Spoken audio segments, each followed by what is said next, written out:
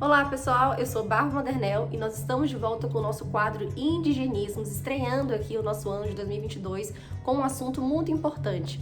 Você sabe o que significa a COP26? Por que essa COP foi tão importante com relação às relações climáticas e também envolvendo os povos indígenas e outras comunidades tradicionais? E por que o Brasil foi tão mal visto nessa conferência? Bom, se você não sabe nada disso, fica no quadro de hoje para você entender mais sobre todas essas informações. Antes de mais nada, eu acho que é importante a gente fazer uma breve explicação sobre a mudança do nosso quadro Indigenismos. Para quem acompanhava no ano passado, o nosso quadro Indigenismos, ele era específico do canal História em Casa. E agora ele será uma publicação em conjunto com o meu canal. Eu tenho um canal específico em que eu falo sobre políticas indigenistas, sobre essas pautas ambientalistas, socioambientais. Meu canal é Bárbara Modernel, vai ficar aqui abaixo na descrição para vocês também seguirem, caso queiram, entender mais sobre esse conteúdo, mas também não deixem de curtir aqui a página do História em Casa, que é tão importante, ainda mais nesse ano de eleições, que vai ser o nosso ano, esse ano de 2022, já estamos nesse ano, é o primeiro vídeo do ano aqui no nosso canal, em que a gente tem que definir pautas tão importantes como essas, e o História em Casa faz esse papel muito importante ao juntar de diversos professores de áreas diferentes, para a gente entender mais essa questão de cultura, sobre cidadania, sobre história, sobre meio ambiente, sobre comunidades tradicionais. Então, eu acho que esse é o ano de mudança e que é muito importante, então, a gente conseguir se informar e passar esse conhecimento adiante. Eu tenho certeza que muita gente deve estar se perguntando o que significa COP26. Afinal, o que é isso? O que essa sigla representa? Então, COP significa Conferência do Clima das Nações Unidas e a COP26 foi a COP que foi realizada no ano de 2021, no finalzinho de 2021. Por isso que a gente está fazendo esse panorama geral agora, no início de 2022, porque é muito importante a gente comentar, já que é um assunto que engloba vários aspectos, não só do meio ambiente em si, como também as comunidades tradicionais, até porque esses assuntos sempre caminham juntos, São pautas que caminham juntas em várias questões políticas.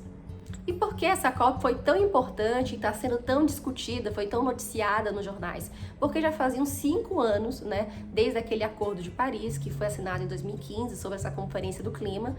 Então foi um momento importante em que todos os políticos tinham que mostrar planos diversificados sobre essa questão de redução de gases, de poluentes e tudo isso com relação ao clima.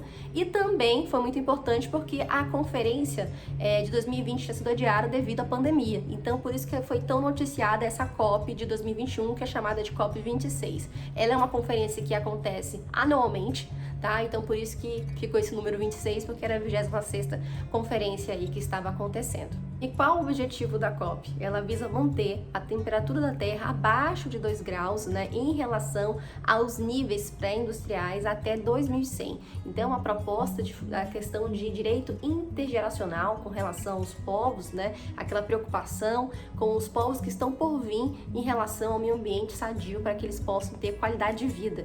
Então, é basicamente esse o objetivo em comum da COP, mas tem muita mais coisa que foi discutida e que é interessante a gente falar no vídeo de hoje. Como toda conferência internacional que envolve discussões políticas, ainda mais representantes políticos de diversos países do mundo, nós temos seus pontos altos e baixos. Com relação à COP26, não seria ao contrário.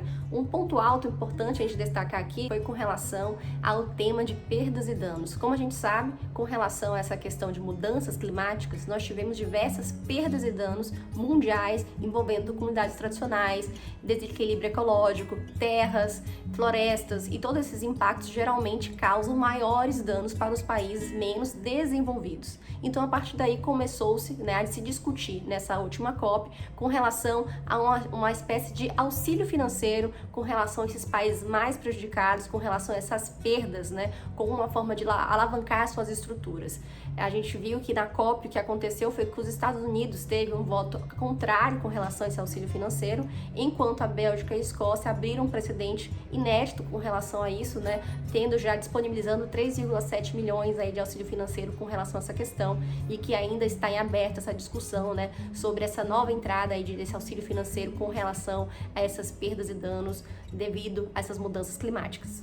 Agora vamos falar sobre os pontos baixos com relação à COP26. E com certeza, quando a gente fala de pontos baixos, o maior representante disso foi o Brasil nessa conferência. Então, para quem não sabe, o Brasil chegou levando diversos dados, né, que a gente pode dizer que eram falsificados com relação às pesquisas que demonstravam a ideia de aquecimento, a ideia também de aumento de temperatura das florestas, a ideia das queimadas, né, todas essas questões ambientais. Os números não foram dados concretos que foram realizados, né, pelo Instituto do INPE.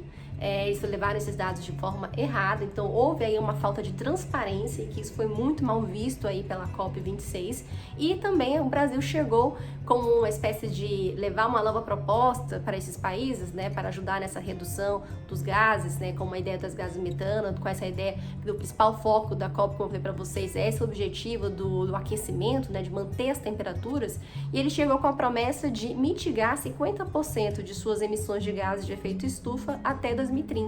No entanto, isso foi completamente irrisório, porque o Brasil, se sabe hoje em dia, é um dos principais poluentes com relação a esses gases, né, de metano, já que ele possui essa agropecuária muito diversificada e que muitas vezes não leva em consideração essas novas regras ambientais em suas pautas.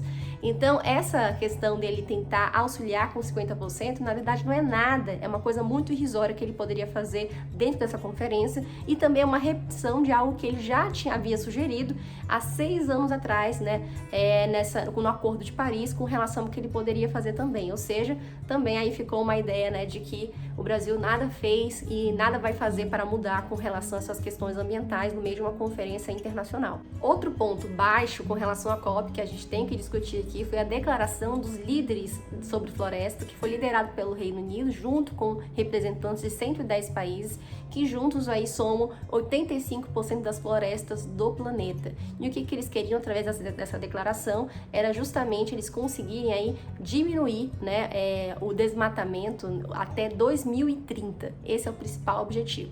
O ponto é que nessa conferência, essa declaração, não se falou nada sobre distinção de desmatamento legal e ilegal. E o que o Brasil chegou nessa conferência dizendo foi que ele teria que, sim, ele era contra o desmatamento legal, e era esse que eles iriam tentar rechaçar dentro do seu território brasileiro. No entanto, o que ficou de cara de palhaço o Brasil com relação a isso é que, para quem não sabe, 99% do desmatamento no território brasileiro é ilegal.